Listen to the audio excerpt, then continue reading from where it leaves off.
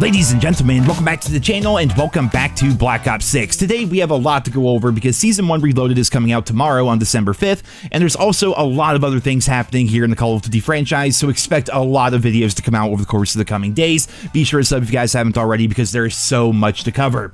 Here today we're going to be taking a look at Season 1 Reloaded, however. We have a roadmap as well as patch notes to go over, and let's go ahead and check out that roadmap first. So starting tomorrow on December 5th when Season 1 Reloaded drops, we're going to be getting 3 new multiplayer maps. Well, technically only one of them is new. Racket is going to be for 2v2 and 6v6, so a brand new face-off map. We then have the return of Hacienda from Black Ops 4, which is kind of a fan favorite, I would say, from Black Ops 4, and then Nuketown Holiday, which is going to be a map variant, of course, but it looks pretty freaking good, and it's going to coincide with the new Codmas event, which is going to add Merry Mayhem, as was Archie's Festival Frenzy, which is also going to add in a bunch of limited time modes, as well as rewards. We're going to be having Infectious Holiday within the multiplayer, as was Rand Snack, which is going to be similar to the Ransack game mode that we had previously, but this time, for actually playing the objective, your character is going to get stronger, faster reload speed, faster health regeneration, things like that. We then have Jingle Hell's Liberty Falls within Zombies, as well as Holiday Rush, and then the Sleigh Ride Resurgence on Urzikstan within Warzone. Believe it or not, I enjoyed playing that game mode last year. I'm not really a big Warzone person, but my friends and I got into that game mode where basically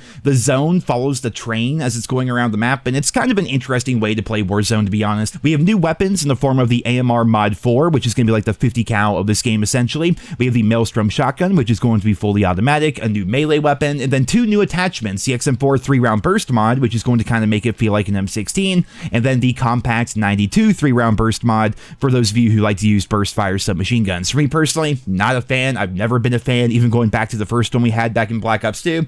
It just feels weird to me, man, using a burst fire submachine gun, but regardless, variety is good to have here in the COD franchise, and they're going to be adding that stuff. On the zombies front, I try not to cover too much zombie stuff here in the channel, but the brand new map is going to be coming out. Citadel de Morts, I think it's called. There's going to be a whole bunch of stuff in there. Vulture Raid is going to be returning, a new ammo mod, a new field upgrade, new wonder weapons, a zombies training course. That's weird. Do we need a training course for people to figure out how to play zombies? Maybe. I don't know. New rewards, presumably tied to the Easter egg, new augments, new gobblegums, all of that fantastic stuff. But primarily, I'm a multiplayer-focused guy, and I'm a multiplayer-focused channel, so let's go ahead and check out those patch notes. Here's going to be the full blog post. I'll put a link to it down there in the description if you guys want to check it out for yourselves. As we already talked about, Hacienda, Racket, and Nuketown Holiday are going to be there, but they're going to be adjusting Lowtown, fixing yet another issue where people could get out of the map, and then Protocol, they're adjusting the search and destroy a bomb site location.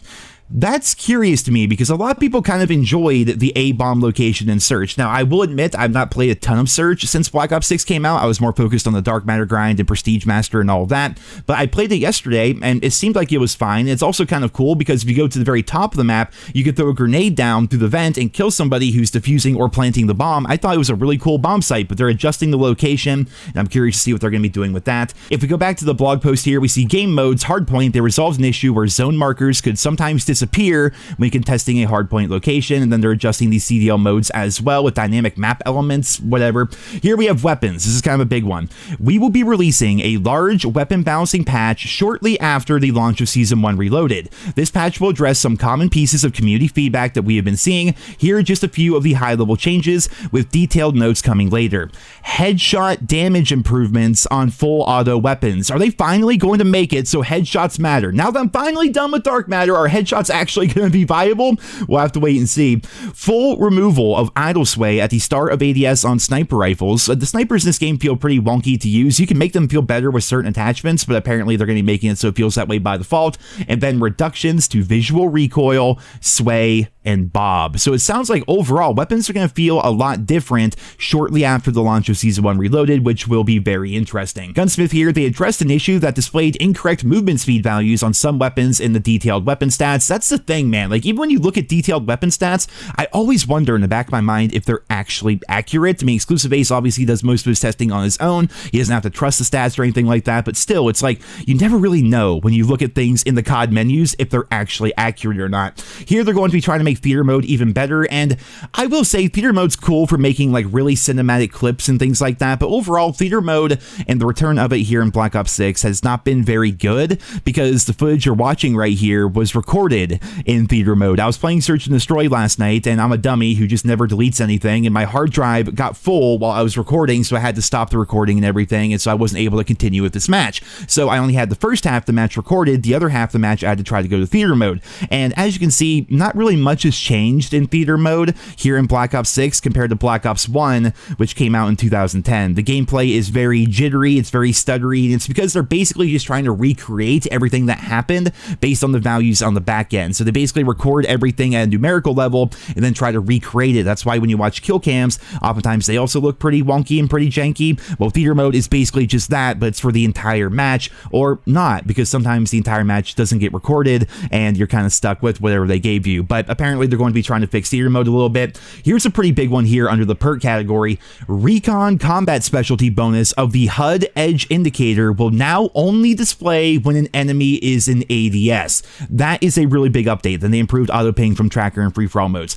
The recon nerf here is actually pretty huge. So for those of you who don't really know this, or maybe you haven't played much Search and Destroy, or maybe you're not really understanding why people are always turning around and shooting at you when you're playing team deathmatch and free-for-all, if you have the 3 blue perk bonus, you basically get a free high alert, which arguably is way more powerful than the free wall hacks you get every time you spawn in. The fact that if somebody has you on their screen and they're not on yours, it will alert you to the direction that they're looking at you from, makes it really difficult for that rush heavy flanking playstyle here in the COD franchise, because so many people already are running the blue perks, as they're some of the most powerful perks in the game, and if for some reason you're able to get behind them, they automatically know that you're behind them even if you're not aiming at them. All you have to do is see them on your screen, they will be alerted to your direction, they'll turn around and try to shoot you. It's been ridiculously frustrating, and while they didn't get rid of that entirely, they made it so it's only going to happen when the enemy is aimed down sight. Now, I don't know if they have to be actually aiming at you, but regardless, it's a nerf, and I think that's overall a good thing for the Black Ops 6 multiplayer. The rest of this stuff is kind of inconsequential. Things like Sentry Turret will now target enemies in Last Stand, because apparently it didn't before. Address an issue where the Archangel launcher and hand cannon would be stowed when performing a high mantle. Like, stuff like that is getting fixed, nothing really crazy. And going back to the roadmap here, there is a decent amount of content being added to the game here with Season 1 Reloaded. If you are a Zombies fan, and I will admit I'm somebody who's playing a lot more Zombies this year as compared to previous years, mostly because it's really good for leveling up, but also it's just really fun to play. It's a nice change of pace, and I feel like I've kind of robbed myself of playing Zombies in previous games. It looks pretty good. I mean, we're looking at the trailer here for the new map, and yeah, I mean, this looks like it's going to be a lot of fun. And also bringing back Hacienda from Black Ops 4, that's kind of cool for me as well, as somebody who thoroughly enjoyed that game. I would argue that Black Ops 4 was the last old school COD, which is crazy considering it's a game of specialists, but it was the last COD to not have skill-based matchmaking and all this manipulative behind-the-scenes bullshit happening. And so playing on that map is going to be a nice trip down memory lane, I'm sure, for a lot of us. But if you're wondering, no, they did not address anything in regards to skill-based matchmaking, and currently there is a lot going on in regards to skill-based damage and how things are working with the servers, which you guys can expect me to talk about that in another video, because there is a lot to unpack there. No, Team Ricochet has not given us an update. Like, there's so much